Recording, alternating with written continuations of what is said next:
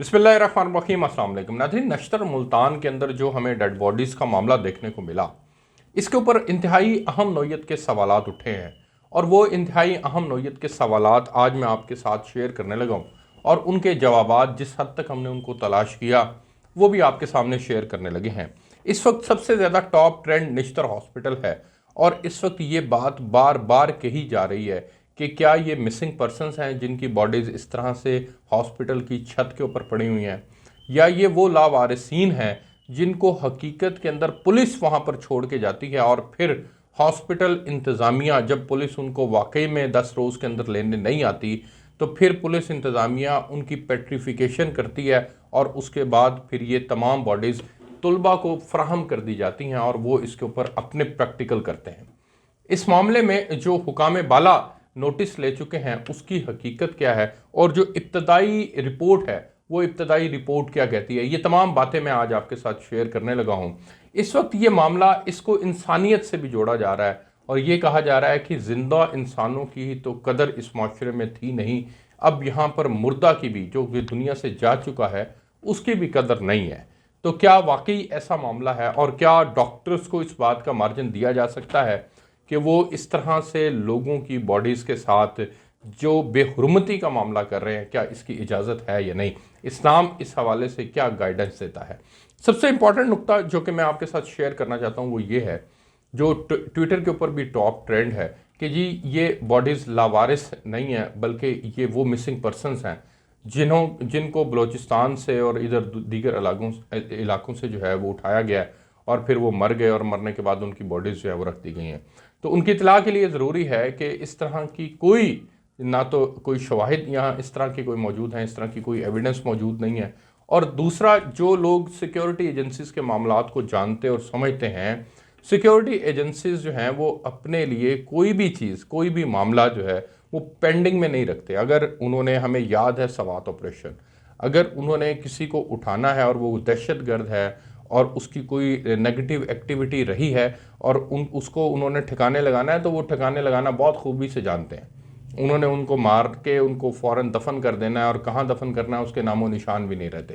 तो ऐसा नहीं होता कि कोई आदमी वहाँ से उठाया जाए फिर वो मर जाए फिर उसकी बॉडी किसी हॉस्पिटल में अमानतन रख दी जाए, ऐसा नहीं होता। दूसरी बात ये है, तो इससे तो ये इबहम अब ख़त्म हो जाना चाहिए। कुछ लोग ये सवाल उठा रहे हैं कि जी वो चूँकि उनकी हमें शलवारें देखने को मिली हैं वो बहुत बड़ी बड़े साइज़ की हैं तो ये ऐसा लगता है जैसे ये बलूची हैं, तो ऐसा नहीं है। फुटेज के अंदर बाकायदा तौर पर ये देखा जा सकता है कि एक कमरे के अंदर बेशुमार लोग हैं। कुछ कह रहे हैं 500 हैं, कुछ कह रहे हैं कुछ है, लेकिन वो काफ़ी तादाद के अंदर है। 500 भी नहीं है लेकिन 500 से जो है वो कुछ कम ही होंगी, लेकिन 500 नहीं है। वो अब उन बॉडीज़ में ऐसा महसूस होता है कि वो एक लंबे अरसे से वहाँ पड़ी हैं और लंबे अरसे से पड़े होने की वजह से फिर कुछ बॉडीज़ बाहर पड़ी हैं, धूप के अंदर पड़ी हैं। धूप में जो बॉडीज़ पड़ी हैं वो 4 से 6 हैं और उन बॉडीज़ के अंदर एक खातून की भी है और बाकी 3 मर्दों की है। और उसमें नुक्ता जो हॉस्पिटल इंतज़ामिया का है वो भी मैं आपके साथ शेयर करता हूँ, लेकिन बॉडीज़ की तादाद आपको बता दूँ कि तादाद गिनी तो नहीं जा सकती क्योंकि किसी ने नहीं गिनी, लेकिन ये रिपोर्ट हो रहा है कि 500 है, तो मैं समझता हूँ 500 तो नहीं है, 500 से कम है। और ये बॉडीज़ जो हैं वो वाकई में हॉस्पिटल के अंदर जो मौजूद हैं तो वो मिसिंग पर्सनस की हैं। मैं सॉरी, जो हॉस्पिटल के अंदर बॉडीज़ मौजूद हैं वो बॉडीज़ जो हैं वो लावारस ज़रूर हो सकती हैं, क्योंकि लावारस में अमूमन होता ऐसे है राजी। रात में अपने ऑफिस से निकला, रात तकरीबन 12:30 का टाइम था।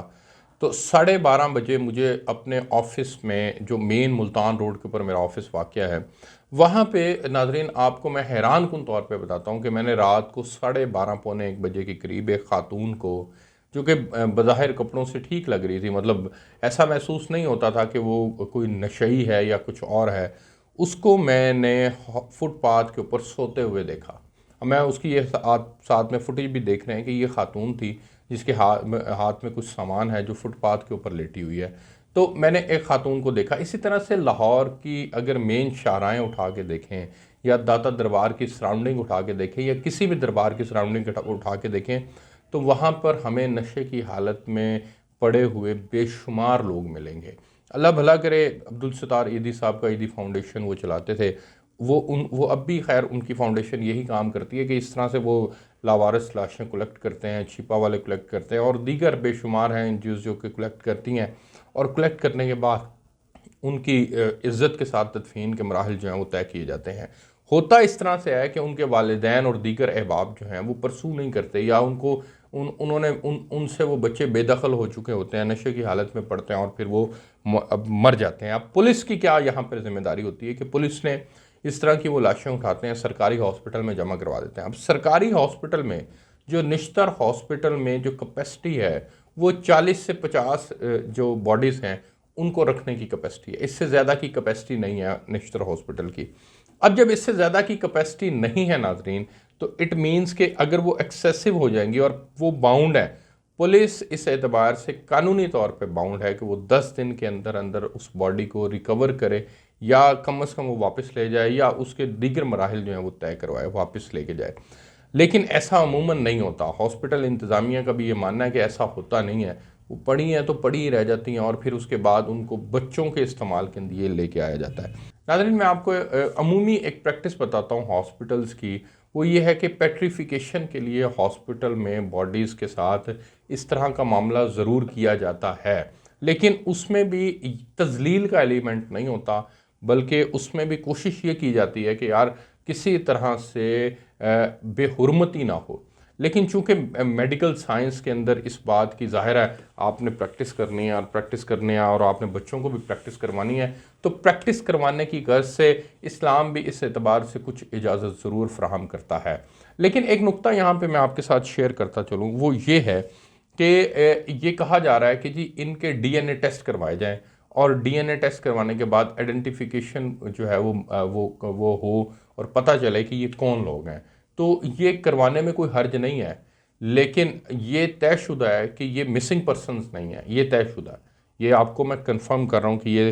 ये मैं कैसे कंफर्म कर रहा हूँ, क्योंकि मुझे सिक्योरिटी एजेंसीज के जो मामलात हैं उनका किसी हद तक इल्म है कि वो इस तरह से अगर उन्होंने वो कुछ करते हैं तो वो अपने सबूत नहीं छोड़ते। दूसरी बात यह है कि हमें वहाँ पे जो उस धूप के अंदर जो बाहर बॉडीज़ पड़ी हुई मिली, वहाँ पे चीलें, कव्वे और गिद्ध जो वहाँ पे आए और वो जो उनको नोच रहे हैं, अगर आपने पेट्रिफिकेशन ही करनी है तो कम से कम आप फिर उसका एक प्रॉपर इंतज़ाम करें और इस तरह ना करें कि कोई इंसान मरता है तो उसको आप चीले और कव्वे और गिद्धों के जो है वो सुपुर्द कर दें। तो ये इंतहाई तज़हीक है, ये है इंसानियत की तज़लील। यहाँ पे डॉक्टर्स हजरात जो हैं, जो भी इंतज़ामिया है, मुतल्लिका इंतज़ामिया, उसका किरदार बनता है कि वो इस बात को मेक श्योर करे कि जितनी जो रिक्वायरमेंट है आपकी, उस रिक्वायरमेंट को आप पूरा करें, उसके बाद पूरी एहतियात से उसको पूरा किया जाए और पूरी एहतियात से ही फिर उसी तरह से इज़्ज़त और तकरीम के साथ जो है वो उनके बाकी दीगर मराहिल जो हैं वो तय किए जाए, ना कि आप इंसानों को चीलों और गिद्धों और कव्वों के सुपुर्द कर दें। तो ये इंतहाई तकलीफ दे है। यहाँ पे मैं आपको बताता हूँ, पेशावर हाई कोर्ट के जो साबिक चीफ जस्टिस थे, फौत हो गए, अल्लाह उनकी मग़फ़िरत फरमाए, उन्होंने, मैं नाम नहीं लेता उनका, उन्होंने साबिक डिक्टेटर जो थे जनरल मुशर्रफ, उनके ख़िलाफ़ एक फ़ैसला दिया था और उसमें उन्होंने कहा था कि जनरल मुशर्रफ की बॉडी को, वो मर जाए तो उनकी बॉडी को कब्र से निकाला जाए, निकालने के बाद उसको घसीटा जाए, उसके बाद उनको फांसी पे लटकाया जाए, उल्टा लटकाया जाए। अब इसके ऊपर मुफ्तियान हजरात ने अपनी राय का इजहार किया था और उन्होंने बाकायदा फतवा दिया था, बड़े बड़े मुफ्तियान हजरात ने, कि ये फ़ैसला जो है ये गलत है, शरीयत के मुनाफी नहीं है, मुनाफी है ये, और शरीयत के मुनाफी उन्होंने अपना ये फ़ैसला दिया था कि ये गैर शरीफ फ़ैसला है और ये ठीक फ़ैसला नहीं है। तो जब आप एक आदमी को उल्टा लटकाने, उसकी बेहुरमती करने के ऊपर जो है वो फतवा दे रहे हैं कि ये ठीक नहीं है, तो ये कैसे ठीक हो सकता है? ये तो हकीकत में जो है वो इंसानियत, मैं समझता हूँ कि बुनियादी तकाज़ों के ख़िलाफ़ है कि आप किसी इंसान को जो है वो इस तरह से, पहले वो लावारिस रहा, फिर उसके बाद उसकी इस तरह से बेहुरमती हो, आप एक सर्टन पीरियड हो उसके अंदर इसको देखें। अगर तो वारिसीन मिल जाते हैं तो ठीक है, अगर वो नहीं मिलते तो फिर आपके पास जितनी गुंजाइश है अपनी गुंजाइश को मेंटेन रखें, बाकी लोगों को आप दफना दें। उनके दफनाने के मराहल को तय करवाएं, पुलिस के साथ आपकी कोऑर्डिनेशन हो, दीगर महकमों के साथ आपकी कोऑर्डिनेशन हो और आप ये तमाम मामला जो हैं वो तय करें। नबी पाक सल्लल्लाहु अलैहि वसल्लम की हदीस का मफ़हूम है जो मैं आपके साथ शेयर करता हूँ कि मुर्दे की हड्डी तोड़ना और एज़ा पहुँचाना ऐसा ही है जैसे ज़िंदा की हड्डी तोड़ना। ये एक वाज़ह जो है वो हदीस है जिसके अंदर वाज़ह अहकामात जो हैं वो मिल रहे हैं। अच्छा, अब आ जाए कि हुकाम बाला ने इस पर क्या नोटिस लिया। सीएम पंजाब ने इसके ऊपर नोटिस लिया। एडिशनल चीफ सेक्रेटरी ने साकिब जफर साहब ने 3 दिन के अंदर रिपोर्ट तलब कर ली है। हॉस्पिटल इंतज़ामिया का मानना ये है कि ये पेट्रीफिकेशन के लिए छतों के ऊपर जो है वो रखना एक मामूल है और ये हॉस्पिटल का मामूल होता है, लेकिन इसमें उन्होंने बाकायदा कहा है कि इसमें हमें चौकीदार की भी गफलत नज़र आती है कि चौकीदार ने देखा कि गुंजाइश नहीं है तो उसने बाहर ये रख दी हैं, जो कि एक इंसानी गलती है, ये भी उन्होंने कहा है। यानी कि अब एक चौकीदार के को इस मामले के अंदर मुर्दे इल्ज़ाम ठहराया जाएगा, तो ये मैं समझता हूँ कि इंतहाई गैर मुनासिब है। बाकी मेडिकल मकासद के लिए जो लाशें रखी जाती हैं उसमें एक और नुक्ता ये है कि उनको कपड़े भी पहना के रखे जाते हैं। आप ये ज़रा एक सोचने की बात है कि या तो वो आने के बाद उस जिस हालत में वो आई थी आपने उसको गुस्ल भी नहीं दिया, आपने उसको कोई उसके बाकी मराहल भी तय नहीं किए और जैसे आई थी वैसे ही पड़ी रह गई, तो फिर तो हमें जो है वो समझ में आता है कि अच्छा ठीक है आपने ऐसे ही रख दी। लेकिन अगर आपकी नॉर्मल प्रैक्टिस ये होती है कि कोई आए आप उसको गुस्ल देते हैं तो उसको कफन पहनाते हैं और फिर उसको आप सर्द खाने के अंदर रखते हैं, तो फिर उस सूरत में और इस सूरत में दोनों बातों में बड़ा फ़र्क है और ये बेहुरमती के ज़ुमरे में आता है। आपको चाहिए